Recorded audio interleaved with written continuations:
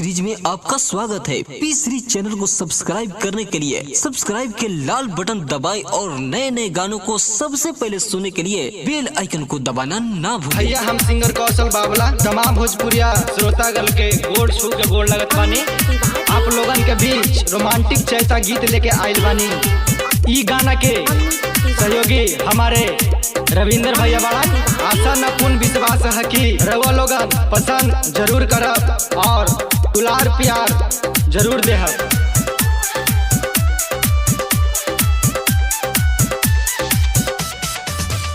हो रही जगह देला देवरू अकाचे मोरनी निया रामा जिया एक कौशल। अब हो रही जगह देला देवरू अकाचे मोरनी निया रामा आया जले न जननी हमें, आया जले न जननी हमें। आहो लाका खटनिया रामा आया जले न जननी हमें। आहो लाका खटनिया रामा अटप टप चुए लागे पसीनामा के पनिया रामा टप टप चुए टप टप चुए लागे टप टप चुए लागे।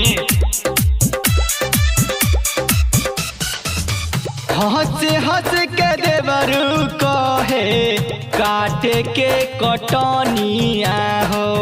थक जाला तनी सामे अनाज को बदनिया हो, बदनिया हो।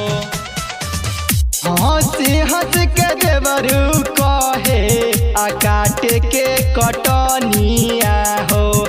थक जाला तनी सामे नाजुक बदनिया हो। ऐसे ना सहाय कुछो हमसे परसनिया रामा अब हो रही जगाई देला काटेला कटनिया रामा अब हो रही जगाई देला आ काटेला कटनिया रामा टप टप चुए लागे पसीनामा के पनिया रामा टप टप चुए लागे, चुए लागे टप टप चुए टप टप चुए लागे टप टप चुए लागे। हमसे ना सहाय कौशल चैता के खटनिया हो। अब बढ़ जाए रविंद्र जी के बूझा परसनिया हो।